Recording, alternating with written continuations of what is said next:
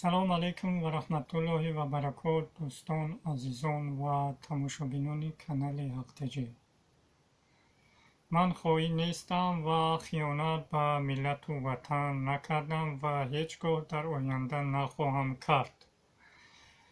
و من یک چند سوال به رژیم دیکتاتوری رحمانوف دارم. سوال من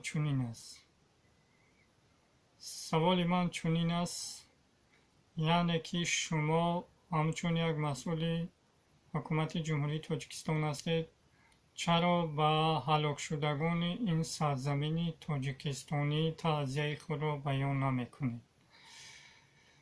و در این روزی که باید شما ماتم اعلان کنید و شما چیکار میکنید و رفته در سفرهایتون کنسرت و رقص و بازی و دیگر کارها کرده و گشته هستید. و دویم سوال من این است که اسرافکاری خود رحمانوف دیروز گفت که اسرافکاران برادران شیطان هستند. و سوال من چنین است که شما مردم را توصیه به یعنی که به اسراف نکنید، از اسرافکاری آنها را ممنوع میکنید. سوال من چنین است: پس چرا در سفرهای خود شما رئیس جمهور اسرافکاری بسیار دیده می شود؟ یعنی میبینیم دک‌های 5 تانه موندگی و چقدر قالین ها، درها، چقدر ماشین ها آنها سوزشواری میخورند، برای یک سفر شما میلیون ها سومانی رصد میکنند.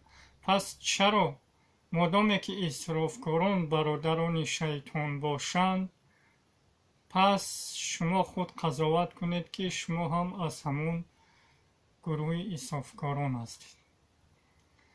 و اون نفرهایی که در فدراسیون روسیه، در کشور روسیه در صدمه موتیش دچار شدند و یک چند نفر هلاکت رسیده است، با خانواده های آنها تعزیه خود را بیان میکنم و بخشت برای آنها صبر و جمیل خواهانم.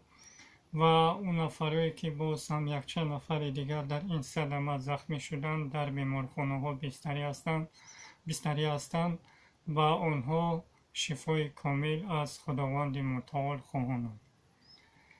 و باقی در امان خدا باشید. سلام علیکم و رحمت الله و برکات.